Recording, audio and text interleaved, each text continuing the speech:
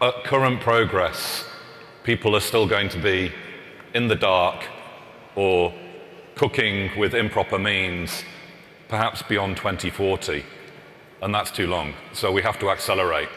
So we're going to have a great conversation now with a brilliant set of panelists who are going to really lean into that. How do we go further, faster together? The 2030 Agenda and the SDGs actually say that if there's a significant economic or social group that's left behind, our development is not sustainable. And so let's make sure that we use our policy instruments in such a way that we also achieve the leaving no one behind commitment. It is something that's supposed to be like a beacon, if you want.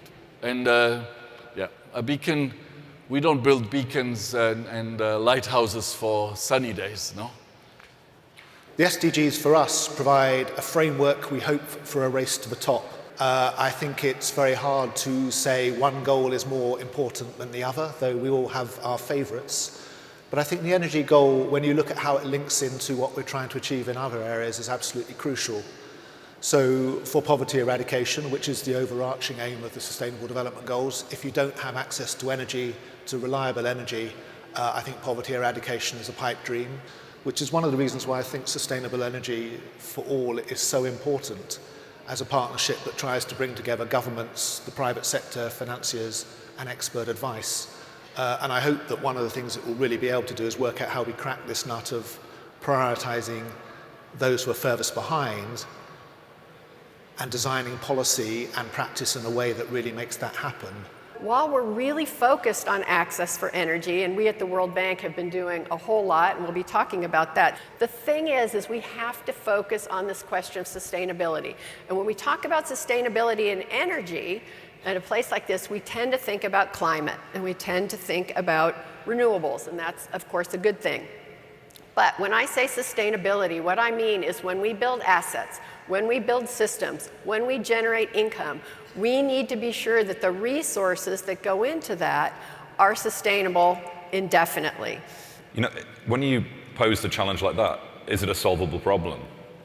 Is it, given the resource constraints, the other issues, do you think is it solvable?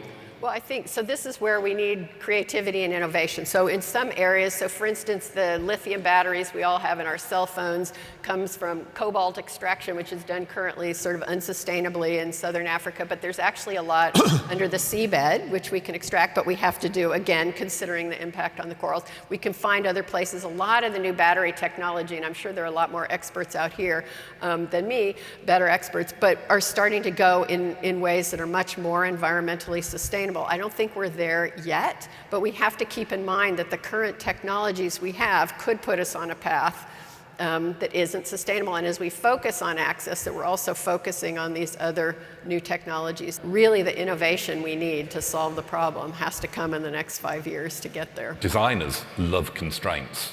You know, the designers in IKEA, if you give them constraints, if you say you've only got, you've got €5 to construct a table, that's a design constraint. You say you can only use recycled plastic for it, that's a design constraint.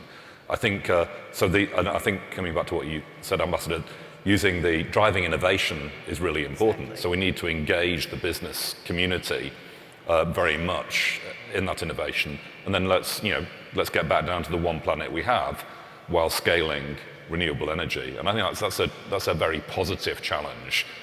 And we'll be amazed, especially as we go to scale on this, as we keep going to scale, at the solutions we can come up with. These trade-offs are really what the complexity of our world is all about.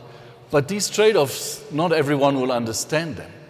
And so the other side of this is that we have to make sure that the Sustainable Development Goals, that this debate about sustainability is a debate with everyone in our society. There's this complementarity, between the science, the policy of the trade-offs on the one hand, and the public debate, so that we really can make sure that governments feel this is not just about sustainable energy. This is about how we turn our whole society around towards a more sustainable future.